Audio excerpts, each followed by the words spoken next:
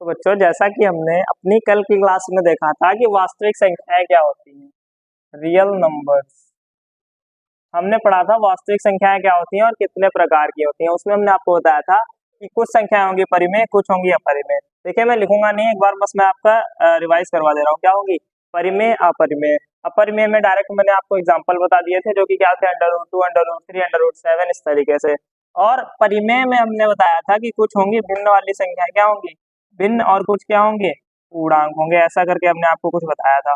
और पूर्णांक के बाद हमने कहा था ये होंगे 3 काइंड के। पूर्णांक में एक होंगे ऋण पूर्णांक, ऋण पूर्णांक, और एक होगा शून्य, और ये क्या हो जाएंगे? धन पूर्णांक। और हमने आपको इसे संख्या रेखा पर भी बना के दिखाया था कुछ इस तरीके से। ये कोई संख्या रेखा है तो बीच में होगा शून्य, यहाँ होगा 1 2 3 4, और इधर होगा -1 -2 -3 -4। और एक गिवन एग्जांपल कि अगर आपसे कोई पूछे कि -10 बड़ा है या -1 बड़ा है, तो चूंकि ये 0 के ज्यादा निकट है इसलिए -1 बड़ा होगा। क्योंकि हमको जैसे जैसे हम बाएं साइड चलते हैं ना, एक घटने पर हमको संख्या प्राप्त होती है। 4 से 1 घटाया 3 मिला, 3 से घटाया 2 मिला, 2 से घटाया 1 मिला, 1 से घटा दिया 0, 0 से 1 घटाएंगे तो मिलता है -1, -1 से 1 घटाते हैं तो मिलता है -2। इस तरीके से हमने आपको बताया था। और ऑलमोस्ट इतना, ये मतलब कि हमने बताया था आपको कि ये जो पूर्णांक होते हैं, ये धन पूर्णांक, ऋण पूर्णांक, ये संख्या रेखा पर कैसे दिखेंगे, ये चीजें हमने आपको कल बता दी थी। आज हमने कही थी बात कि हम बात करेंगे संक्रियाओं की। तो अपरिमेय संख्याएं क्या थी? अपरिमेय संख्याएं। इन पर हमने संक्रियाएं आपको उसी वीडियो में बता दी थी, लेकिन आज मैं एक बार से वापस से आपको अपरिमेय, परिमेय और सारी संक्रियाएं ही आज बिल्कुल आराम से बिल्कुल बताऊंगा इस वीडियो में। तो सबसे पहले बात करते हैं धन पूर्णांक की। धन पूर्णांक पर किस तरीके से संक्रियाएं होंगी। तो संक्रियाएं, ऑपरेशन ऑन नंबर्स, संख्याओं पर संक्रियाएं, ऑपरेशन ऑन नंबर्स। तो सबसे पहले मैं बात कर रहा हूँ धन पूर्णांक की, इसलिए मैं यहाँ पे फर्स्ट लिख रहा हूँ, आप लोग समझ ही जाओगे कि पूर्णांक के लिए बता रहा हूँ। तो धन पूर्णांक, जैसा कि हमने बताया, प्लस की जितनी भी पूर्णांक संख्या है। पूर्णांक क्या होते हैं? जितनी भी पूर्ण संख्या 0 1 2 3 4 होती है, और पूर्णांक जो माइनस में संख्या होती है वो सब मिला के क्या बन जाते हैं? पूर्णांक। लेकिन धन पूर्णांक, देखिए आपको नर्सरी से बता के रखा है कि 2 + 4 कितना होगा? 2 + 4 कितना हो जाएगा? 6। अगर घटाने की बात करें तो 2 - 4 कितना हो जाएगा? ये नर्सरी से नहीं है चीज, 5 से बताई गई आपको, क्या हो जाएगा? -2।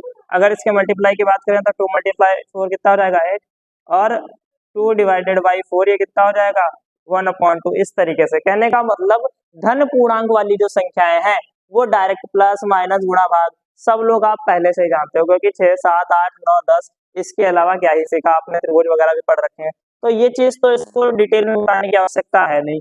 हाँ, ऋण पूर्णांक में थोड़ा सा दिक्कत हो जाती है। ऋण पूर्णांक थोड़ा सा हार्ड टॉपिक है, लेकिन अगर ध्यान से समझेंगे तो कुछ भी नहीं है, ठीक है। तो अब आते हैं सेकंड नंबर पे, क्या होगा? ऋण पूर्णांक। दूसरा टॉपिक क्या है? ऋण पूर्णांक। तो हम दो ऋण पूर्णांक ले लेते हैं। मान लो हमने ले लिया -4, और दूसरा कोई ऋण पूर्णांक हमारे पास क्या है? -2, ठीक है। हमने ले लिया है क्या है? -4, और दूसरा क्या है? -2। अब आप ध्यान से देखो इधर, मान लो हम इन्हें जोड़ना है तो हम ऐसे लिखेंगे -4 + -2, या इसको भी मैं ब्रैकेट में लिख देता हूँ, क्योंकि ऋणात्मक संख्याएं अगर हम ब्रैकेट में रखते हैं तो हम उनके क्वेश्चंस को बड़ी आसानी से, उन पर संख्या बहुत आसानी से लगा पाते हैं। अब आप देखो इधर, ये किसका नहीं है? माइनस है, प्लस है, ब्रैकेट ओपन होगा, क्या हो जाएगा? -4, और ये क्या बन जाएगा? -2। अब -4 से देखो, ये कह रहा है -4 से 2 घटा दो, -4 से 2 घटा दो तो क्या मिल जाएगा? -6। संख्या रेखा आप याद करो क्या होता था? -1 2 -3 -4। तो -4 से जैसे 2 घटाओगे कहाँ पहुंच जाओगे? -6। आपको संख्या प्राप्त हो जाएगी। ये हो गया जोड़। ये क्या हो गया? धन पूर्णांकों का जोड़, मतलब कि ऋण पूर्णांकों की जोड़ की संक्रिया हो गई है। अच्छा मान लो हम इनको घटाएं, कि -4 माइनस माइनस का 2 इस तरीके से, तब भाई क्या हो जाएगा? देखो ये लिखा है -4, फिर ये माइनस माइनस क्या ब्रैकेट ऊपर है, क्या बन जाएगा? प्लस। तो कितना आ जाएगा? -4 + 2 कितना आ जाएगा? बताओ भाई। प्लस -4 है, +2 है, क्या आ जाएगा? माइनस। मतलब -4 में आपने 2 जोड़ दिया, -4 में जैसे ही 2 जोड़ोगे क्या मिल जाएगा? माइनस का 2, और गुणा तो बिल्कुल सेम मान लो, -4 × -2 तो कितना आएगा? +8। अगर दोनों माइनस है, दोनों ऋण पूर्णांक ही है, तो क्या आएगी? प्लस की 8 आएगी, और डिवाइड भी ऐसा ही आएगा। -4 / -2 तो क्या आ जाएगा?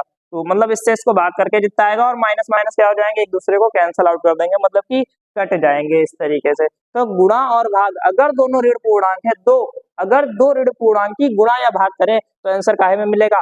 प्लस में मिल जाएगा। लेकिन जोड़ घटाने में ऐसा नहीं है, उसमें बड़ा नंबर, छोटा नंबर और सारी चीजें आपने ऑलमोस्ट पहले ही पढ़ रखी हैं। अच्छा, इनको लेकर पूर्णांक से बहुत बढ़िया क्वेश्चन बनता है। कहने का मतलब आप पूर्णांक की संख्याओं का जब अध्ययन करेंगे तो हम देखेंगे ऋण पूर्णांक, धन पूर्णांक और शून्य, अगर सारी चीजें हैं तो वो कैसे जुड़ेंगी, एक पूर्णांक को किस तरीके से जोड़ा जाता है। तो सबसे पहले तो आप लोग स्क्रीनशॉट ले लें इसका। बिल्कुल, तो आपने इसका स्क्रीनशॉट ले लिया है। तो अभी तक जो हमने सीखा वो हमने देखा धन पूर्णांक, जो कि आपको पहले से पता था, आपको पहले से पता था कैसे जोड़ेंगे, कैसे घटेंगे, कैसे गुणा होगी और कैसे भाग होगी। उसके बाद हमने ये भी बता दिया ऋण पूर्णांक, वो भी आपको पहले से पता थे। एक बार पूर्णांक पर भी नजर डाल लेते हैं क्योंकि बहुत छोटा सा टॉपिक है और बिल्कुल जस्ट 10 मिनट्स टॉपिक। तो आप इधर देखो ध्यान से, पूर्णांक की जब बात करेंगे तो मान लो मेरे पास पूर्णांक है 2, -8, 0, 7। मान लो इनका यूज करके, मान लो अगर मैं सबको जोड़ू तो 2 प्लस माइनस का 8 प्लस 0 प्लस 7, इस तरीके से बनेगी इसकी योग की संक्रिया। और अगर कोई भी ऋण पूर्णांक है, क्या है ऋण पूर्णांक, तो हम उसको लिखेंगे ब्रैकेट में और उसके बाद उसमें बॉडमास का नियम। देखो अब इधर बॉडमास का नियम मतलब ब्रैकेट को पहले ओपन कर लो पहली बार, और ये प्लस माइनस क्या बना देगा -8, और आगे प्लस 0 ये क्या बन जाएगा +7। अब प्लस वाले को पहले कर लो, क्या हो जाएगा 7 2 क्या हो जाएगा 9 -8, तो इधर कितना आ जाएगा 1, ये क्या हो जाएगा आंसर। कहने का मतलब मैंने इन सबको जोड़ के इनकी योग की जो संक्रिया थी, नंबर्स पूर्णांक की योग की संक्रिया को आपको बता दिया, ठीक है।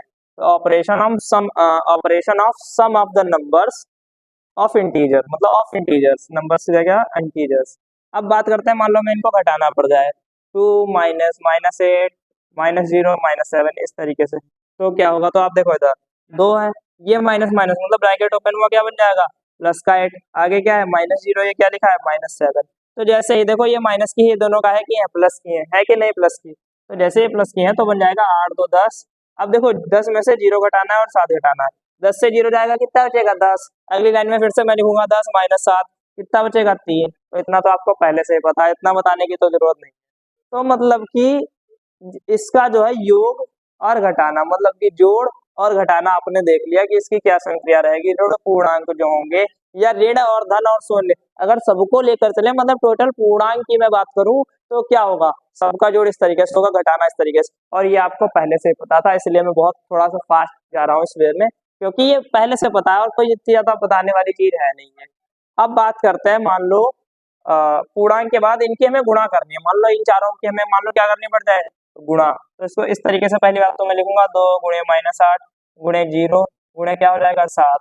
तो देखो पहली बात तो ये कि इसमें क्या लग गया 0, 0 से किसी भी संख्या की गुणा आ जाए, किसी भी संख्या की गुणा आ जाए 0 से क्या बना देगी 0, चाहे जितना नॉन के डिजिट क्या है ना उसकी गुणा जैसे 0 से आएगी ना तुरंत क्या बना देगी 0। तो मैं यहाँ पर 0 की जगह क्या ले लेता हूँ, मान लो मैं यहाँ पे मान लो 1 ले लिया, ठीक है, क्या ले लिया 1। अब आप देखो ये क्या हो जाएगा, ये बना देगा, सबसे पहले इसकी इसकी गुणा कर लें, क्या हो जाएगी 7 दूनी 14 और गुणे क्या हो जाएगी -8। अब भाई देखो 14 8, अब एक संख्या क्या है माइनस, मतलब ऋण पूर्णांक है, दूसरा क्या है धन पूर्णांक है। तो जो ऋण पूर्णांक और धन पूर्णांक की जो गुणा आएगी वो जो इसकी गुणा होगी इसके बराबर होगी, लेकिन जब एक चीज प्लस की हो और दूसरी चीज का है क्यों माइनस की, तो काहे का आंसर आएगा माइनस का। जैसे कि ऋण पूर्णांक अगर हम 2 ले रहे थे तो हम ले रहे थे -4 गुणे -2 इस तरीके से, तो क्या रहता प्लस का 8, मतलब दो संख्याएं हैं अगर दोनों माइनस की तो क्या आएगा प्लस, अगर दोनों प्लस की है तो भी क्या आएगा प्लस। लेकिन पूर्णांक में समझने की चीज है कि अगर एक ही संख्या माइनस की है और दूसरी प्लस की है तो क्या आ जाएगा माइनस का आंसर। भले ही ऐसा कायदा हो कि माइनस का 14 गुणे 8, अगर ऐसा भी होगा ना कि माइनस का 14 गुणे 8 तो भी आंसर काहे का आएगा माइनस का ही आएगा। उसके बाद आप इसकी गुणा करके लिख दो, इसमें कोई दिक्कत नहीं होनी चाहिए, क्योंकि मतलब कि सीधी बात पूर्णांक होंगे तो प्लस की भी संख्या होंगी और होंगी माइनस की भी। तो जब जोड़ घटाना तो आपको पहले से पता है, गुणा में क्या होगा, अगर दोनों माइनस के पूर्णांक है तो गुणा काहे की आएगी प्लस की। चलो एक और एग्जांपल लेते हैं गुणा के लिए, देखना इधर ध्यान से, -2 मल्टीप्लाई -2 ठीक है, मान लो इतना ही है, ठीक है बहुत है। अब आप देखो इसकी इसकी जैसे ही, अब हम एक साथ तो तीनों की गुणा नहीं करेंगे, कर भी सकते हैं अगर आप जीनियस है तो। फिलहाल मैं 2 को लेके पहले करूंगा, ठीक है, 2 को लेके करूंगा, फिर बाद में जो आएगा उसकी गुणा इससे कर दूंगा, ठीक है। तो आप देखो ये दोनों क्या है ऋण पूर्णांक है कि नहीं है, जब दोनों ऋण पूर्णांक है तो क्या जाएगा प्लस का 4, क्या आएगा 2 दूनी 4, और दोनों माइनस के हैं तो क्या आएगा प्लस का 4। उसके बाद आगे हमें मल्टीप्लाई करनी है क्या से माइनस की। अब देखो ये धन पूर्णांक है, क्या ऋण पूर्णांक, और एक धन पूर्णांक एक ऋण पूर्णांक, मतलब एक चीज प्लस की दूसरी चीज क्या है माइनस की। तो 4 दूनी कितना हो जाएगा 8, लेकिन क्या आएगा माइनस का। मान लो अगर मैं इसमें ऐसे करके और लिखता, ठीक है, देखो यहाँ तक ये आंसर हो गया है, ठीक है, ये क्वेश्चन है। लेकिन अब मैं आपसे कह रहा हूँ कि यहाँ पर मैं गुणे में एक और लिख देता -2, तो पता क्या होता, तो ये होता, देखो आप इधर ये ऐसे चलता। अगर मैं 2 स्टेप को उठाऊं, हालांकि मैं इसको भी इधर 4 लिख सकता हूँ, 4 2 16 आ जाएगा, लेकिन अगर मैं 2 स्टेप उठाऊं और उसके बाद मैं ये वाले 2 स्टेप उठा लूं, तो कितना आएगा भाई, तो -8 आएगा। इसको भी ब्रैकेट में रखेंगे, अगली गुणा क्या है -2। अब आप फिर से देखो दोनों क्या बने, ऋण पूर्णांक ही बन गए, नहीं बन गए, तो -8 -2 क्या बना देगा, -16। वही आंसर आ गया, सॉरी +16, वही आंसर नहीं आ गया क्या। देखो 8 दूनी 16, दोनों माइनस के, तो आंसर काहे का आ गया प्लस का। और वैसे भी आता 2 दूनी 4 ही आता, 4 प्लस का, गुणे ये भी आता 4 प्लस का, और दोनों प्लस के हैं तो इनके गुणा आपने बचपन से पढ़ रखा है 4 तक को 16। ठीक है, ऑल क्लियर। ये हो गई पूर्णांक के ऊपर टोटल संख्या। मैं इस पर टिक मार देता हूँ, क्या हो गई पूर्णांक। अपरिमेय की मैंने पिछली वीडियो में बता दी थी, लेकिन मैं इस वीडियो में फिर से बताने वाला हूँ, ठीक है। ऑलमोस्ट मैं नीचे से शुरू कर रहा हूँ, ठीक है। ऋण पूर्णांक, शून्य, धन पूर्णांक, और क्या हो गया आपके पूर्णांक हो गया। बारी है भिन्न की, तो भिन्न हालांकि सबको आते हैं। अगर आप लोग क्लास 10 आपको क्लास 9 70-60% से है, तो आपको भिन्न आते ही होंगे, मैं मान के चल रहा हूँ आपको आते हैं। तो देखो इधर भिन्न वाली संख्या क्या होती है, 2/3। मान लो इसमें को जोड़ना है 1/8, इस तरीके की कोई चीज। क्या लिखा है 2/3 प्लस क्या लिख दिया मैंने 1/8।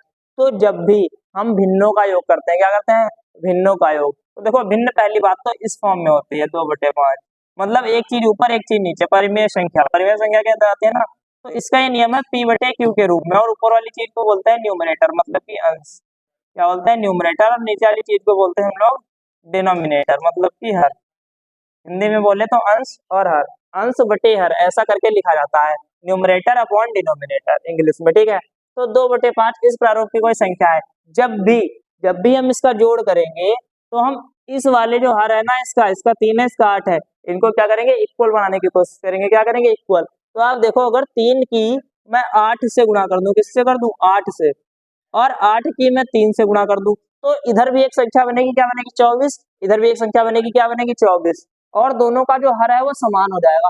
लेकिन जैसे ही मैं इसकी ऐसे करूंगा ना, 2 8 दिया कितना रहेगा 24, तो आप सोचो पहले हमारी संख्या थी 2/3, अब हो गई 2/24, तो ये समान नहीं रह जाएगी, ये समान ही रहे, इसका मान ना बदले, इसके लिए ऊपर से भी मैं 8 से गुणा करूंगा।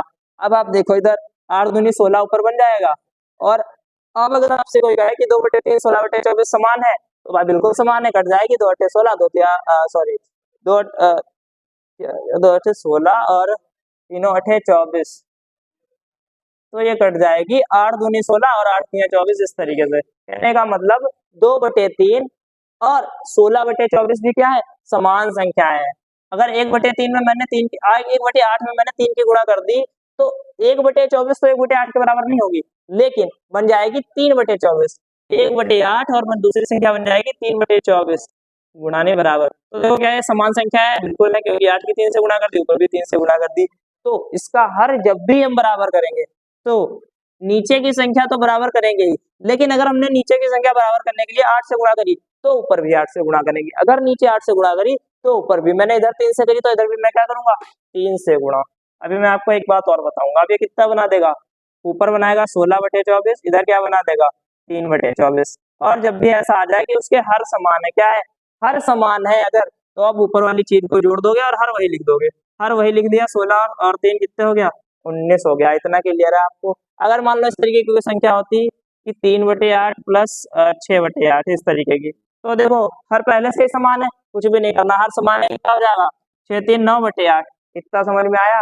हर लेकिन नहीं समान देगा, आप लोग कक्षा 10 में आ गए हो, वो हर कभी नहीं समान देगा आपको जब भी देगा, क्योंकि हर समान देने का मतलब है वही क्लास 6 7 वाली चीज हो जाएगी। क्लास 6 7 वाला तो आपको नहीं देगा वो।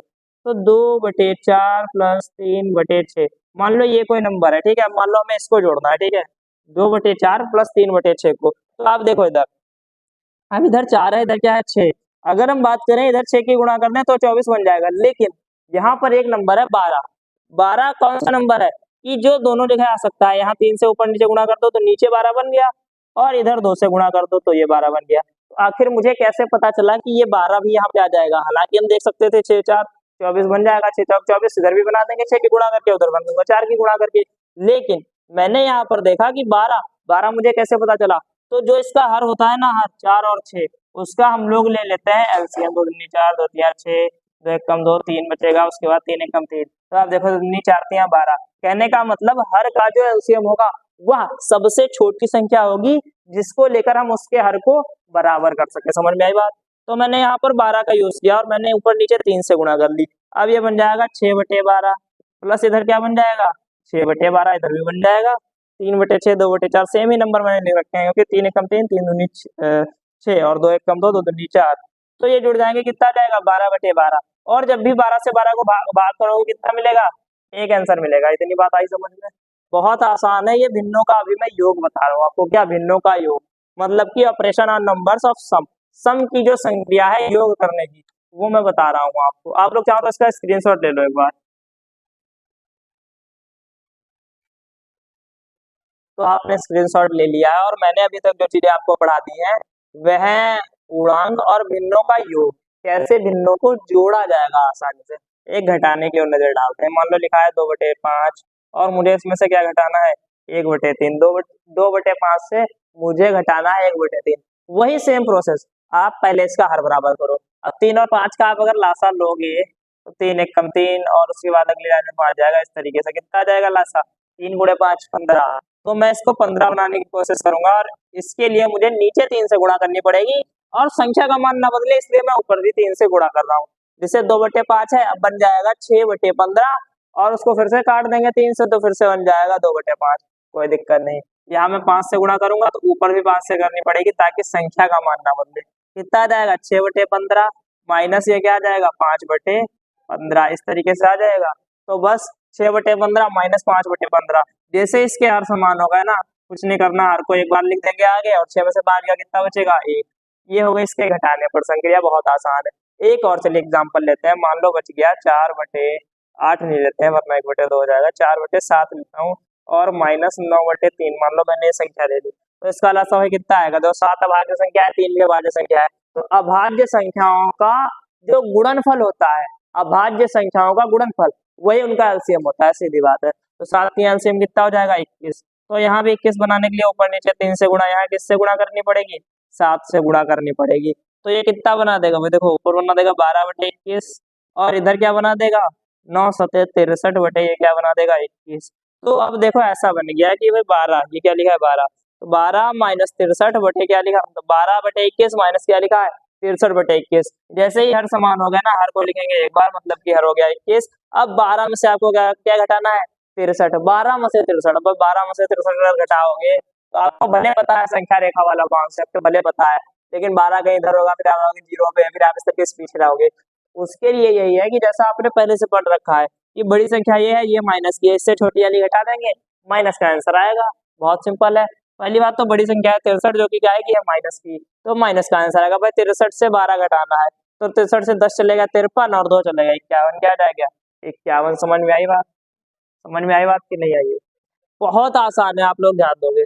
63 में से मैंने 12 को घटा दिया और आगे क्या लगा दिया माइनस, बस हो गया। क्योंकि बड़ी संख्या जिस चीज की होती है चिन्ह उसका आता है, बड़ी संख्या जिस चीज की होती है, और विपरीत चिन्ह होने पर क्या होती है संख्याएं घट जाती है। माइनस की क्या है प्लस, तो क्या हो गई घट गई। और बड़ी थी 63, तो 63 में से 12 घट गई और चिन्ह का आ गया माइनस का। तो ये मैंने बता दी है आपको कि कैसे भिन्नों को जोड़ा जाएगा और कैसे भिन्नों को घटाया जाएगा। दैट्स ऑल, इतना ही है भिन्नों में। अगर गुणा की बात करें, गुणा की मान लो लिखा है 2/3, इसकी गुणा करनी है 3/8 से, तो गुणा भाई बहुत आसान होती है, कोई भी बच्चा कर लेगा। हाँ नर्सरी क्लास का भी बच्चा कर लेगा। आप देखो इधर 2 3 कितना हो जाएगा, ऊपर ऊपर की गुणा 6, नीचे कितना हो जाएगा 24। अब देखो ये ऐसा आ जाना 6 बटे क्या आ गया 24।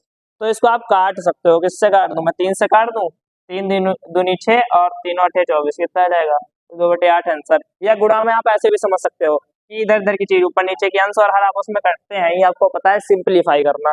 तो कितना बचा 2/8, नीचे इसकी 1 से गुणा 8 एक कम 8 2 एक कम 2, कितना बचेगा 2/8। मान लो दूसरी को संख्या है 7/3 और इधर प्लस नहीं गुणा क्या होगी गुणा 2/8, इस तरीके से कोई संख्या है तो 7/3 गुणे 2/8, तो 7 दूनी कितना हो जाएगा 14 और नीचे क्या हो जाएगा 8 तिया 24। अब देखो 14 और 24 बनाना 2 से कट जाएगा, अगर कट जाता है तो हम उसको काट भी देते हैं, 2 सत्ते 14 और ये बन जाएगा 12। 7/12 कितना आंसर आ जाएगा 7/12, 2 से कटने के बाद 2 सत्ते 14 12 दूनी 24। क्लियर है? तो गुणा बहुत आसान होती है, और भाग भाग तो उससे भी ज्यादा आसान होती है। भाग तो बहुत आसान होते हैं, मैं यहीं पे आपको दिखा देता हूँ। देखिए भाग भाग के लिए मान लो मैं यही वाले, मान लो मैं नंबर उठा लिया ये वाले, ठीक है। अब आप ध्यान देना, 7/3 मैंने डिवाइड लगा दिया, क्या लिख दिया, 2/8। तो बस कुछ नहीं करना है, डिवाइड को कन्वर्ट करेंगे मल्टीप्लाई में, और जैसे ही डिवाइड को मल्टीप्लाई में करेंगे तो जो इधर वाला डिजिट है, दाएं हाथ वाला डिजिट, या कह लो पूरे की पूरी क्या है, भिन्न, वो क्या हो जाएगी, पलट जाएगी। दाएं हाथ की जो भिन्न होगी वो क्या हो जाएगी, पलट जाएगी। बस इतना हो जाएगा, कहने का मतलब 7/3 गुणा हो जाएगा किससे, 8/2 से। अगर भाग 2/8 है तो गुणा हो जाएगी 8/2 से। और बस इसका जो भी आंसर है, गुणा करना तो आपको पता ही है, कितना आ जाएगा, 856, और नीचे 3 दूनी 6। बस आंसर आप 2 से कट रहा है, इसको काट के भी लिख दोगे तो भी सही है, नहीं काटोगे तो भी सही है, बस आपने सिंप्लीफाई नहीं किया। लेकिन मैं चाहूंगा कि आप इसको काट के लिखो, ठीक है। भाग एक और मान लो मैं भाग दिखा रहा हूँ, 1/3 भाग कर दिया मैंने 3/5 से। कुछ नहीं करना, इसको पलट दो और गुणा कर दो, क्या 1/3 गुणा लगा दो, ये पलट जाएगी, क्या हो जाएगा, 5/3। कितना आ जाएगा, 1 पंचे 5, नीचे क्या आ जाएगा, 3 किया 9। ये तो कट नहीं रही, हो गई भाग, बस हो गई। इतने में हो गए भिन्न।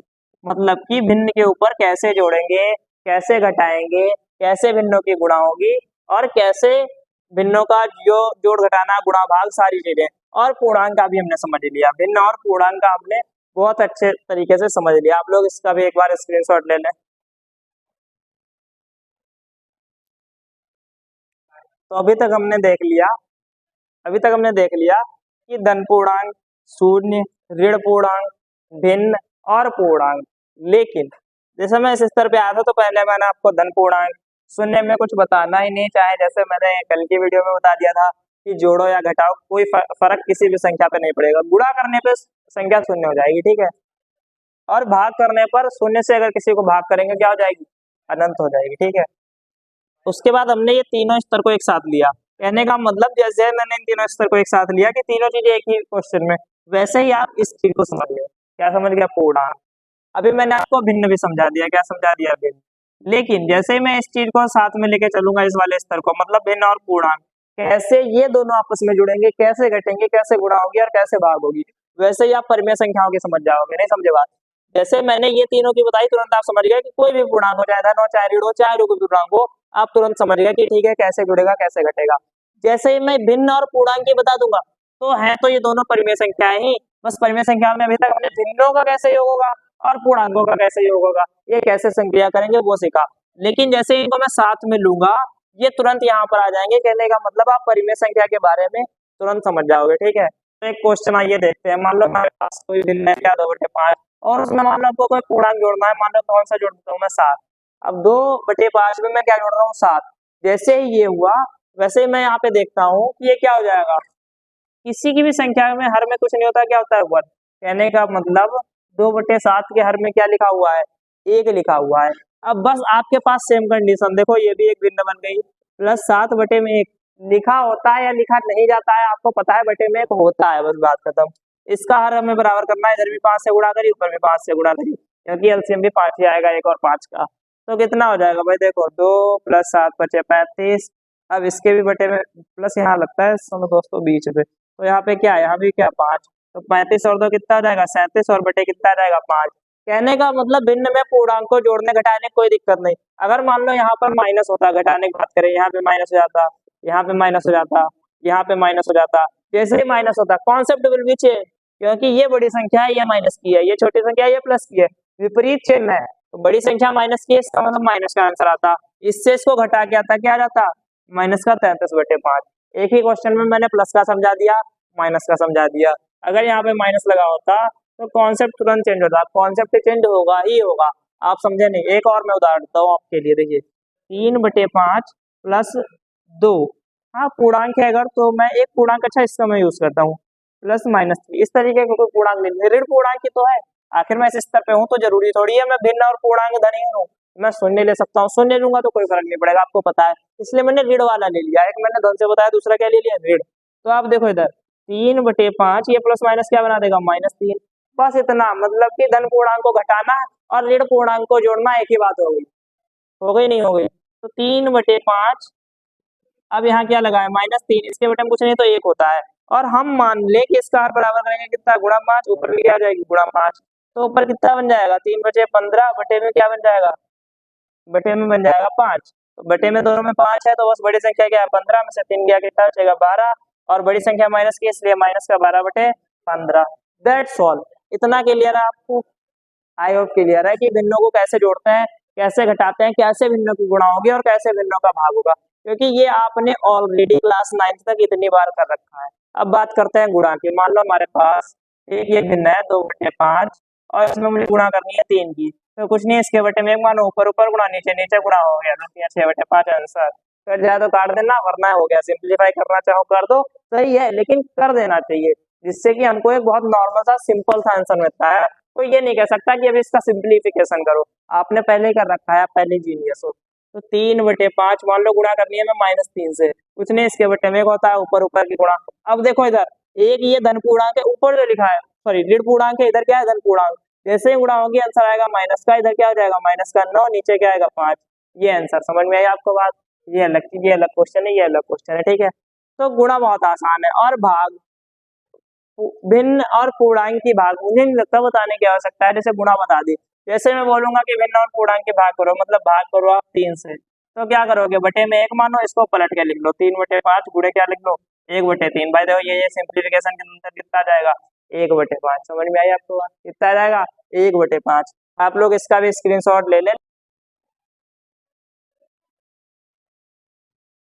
आई होप आप लोगों ने अभी तक इसका स्क्रीनशॉट ले लिया है। अब आप ध्यान दो कि जैसे ही मैंने भिन्न और पूर्णांक के बारे में बता दिया, जैसे ही भिन्न और पूर्णांक के बारे में बता दिया, वैसे ही आप समझिए कि कैसे परिमेय संख्याओं को जुड़ा और घटाया जाएगा। मतलब परिमेय संख्याएं कैसे जुड़ेंगी, कैसे घटेंगी, कैसे गुणा होगी और कैसे भाग होगी।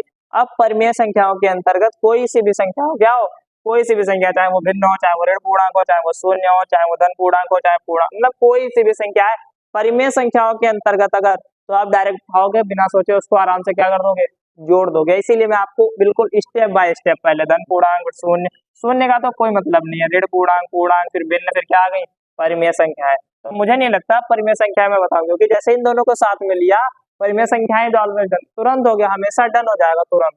आप देखो फिर भी मैं एक एग्जांपल आपके लिए मैं ले रहा हूँ, तो चलो दो परिमेय संख्या लेते हैं।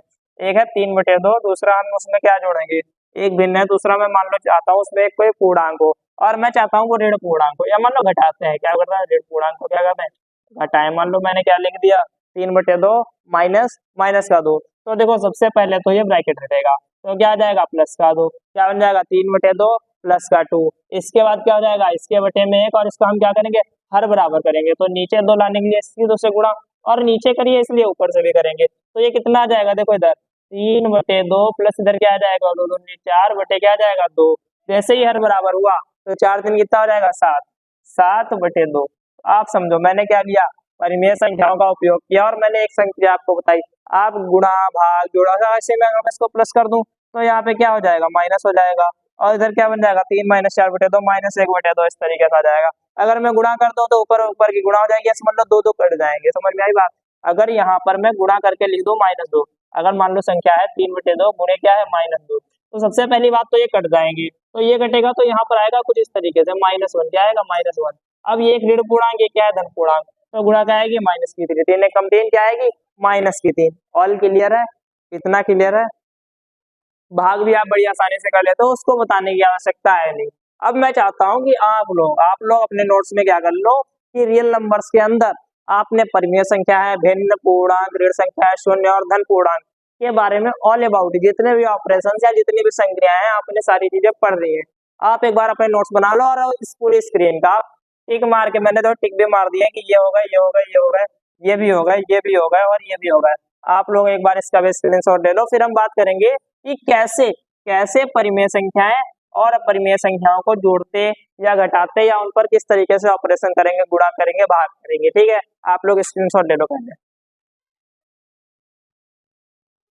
आई होप आप लोगों ने इसका स्क्रीनशॉट ले लिया होगा, और एक बार क्योंकि बहुत ज्यादा वहां पे घिचपिच हो गई थी तो बहुत अच्छे से आपको दिखे, तो फिर से एक बार में बहुत छोटा सा ठीक, इतनी चीजें आपको क्या है कंफर्म है।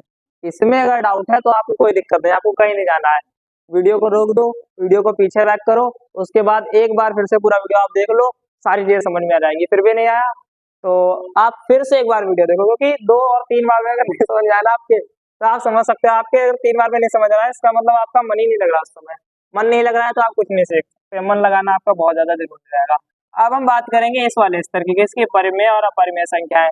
तो सबसे पहली बात आप गार्ड मान लो सीधी बात, कि परिमेय संख्याएं जो होंगी वे अपरिमेय संख्याओं में ना ही जुड़ेंगी और ना ही घटेंगी, सीधी बात। परिमेय संख्या कोई है 2/3 प्लस अपरिमेय क्या हो गई, कोई भी मान लो क्या हो गई √3, तो ये ना जुड़ेगी ना घटेगी। अगर यहाँ पे मैं माइनस लगा के लिख दूं तो बस ये लिखा रहेगा, ना जुड़ेगी ना घटेगी, बस इतना हो गया।